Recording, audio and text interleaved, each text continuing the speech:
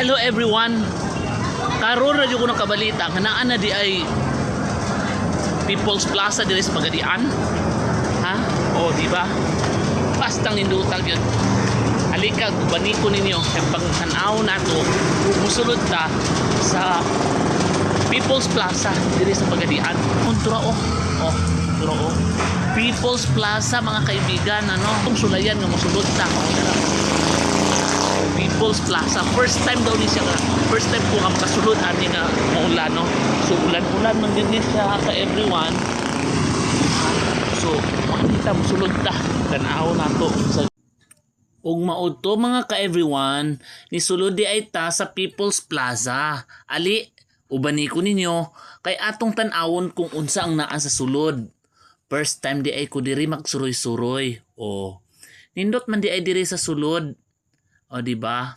Dili nato kalimtan mga ka everyone nga kini nga mall dako kaayo nga nakatabang pud usab sa atua. Abi ninyo, sa bata pa ko gihilakan jud nako ni nga mall para lang makaanhi ko.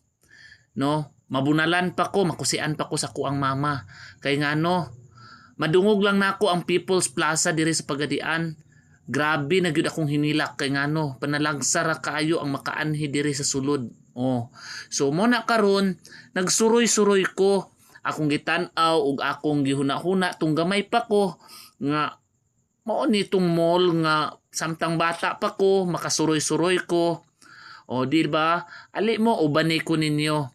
Kay kini nga mall dako kay nga memorable sa akua. Kay ngano sa pag-usbong sa mga panahon nga daghan na kaayo mall apan ang People's Plaza nagpadayon gihapon nga nagtindog ni barog alang nga maoy mahimo nga simbolismo sa ato ang syudad sa Pagadian nga nailhan ang Pagadian, no?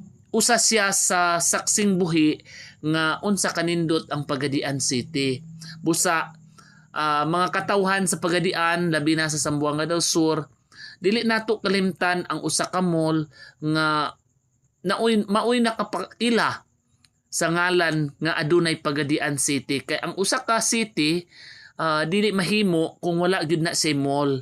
Mao ni siya ang kauna-unahan nga mall diri sa Pagadian nga akong nasakahan. Mao na nga kani nga vlog nako ako jung gidokumentado ang kung unsa ang naa sa sulod sa People's Plaza.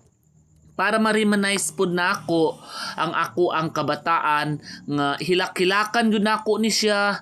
O